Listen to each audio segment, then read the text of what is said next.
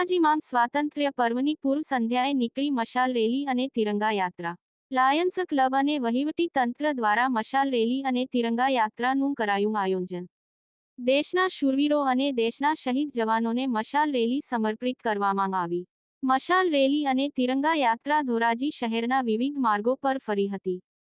ભારત માતા કી જય અને વંદે માતરમના નારા સાથે વાતાવરણ ગુંજી ઉઠ્યું હતું। વહીવટી તંત્રના અધિકારીઓ, પદાધિકારીઓ, સામાજિક રાજકીય લોકો, પોલીસ જવાનો, વિદ્યાર્થી અને ધોરજીવાસીઓ જોડાયા હતા। રિપોર્ટ નયનભાઈ રાવરાણી।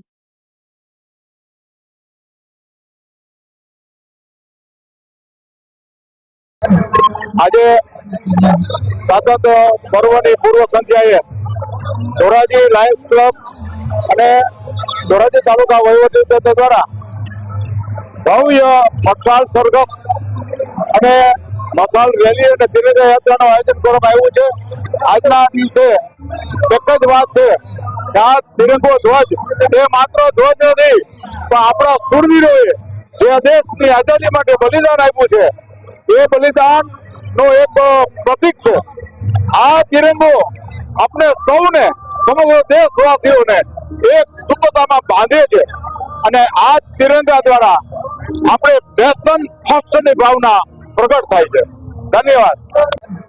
આજે સ્વાતંત્ર્ય પર્વની પૂર્વ સંધ્યાએ ધોરાજી લાયન્સ ક્લબ અને ધોરાજી તાલુકા વહીવટી તંત્ર દ્વારા ભવ્ય મશાલ સરઘસ અને મશાલ રેલી અને તિરંગા યાત્રાનું આયોજન કરવામાં આવ્યું છે।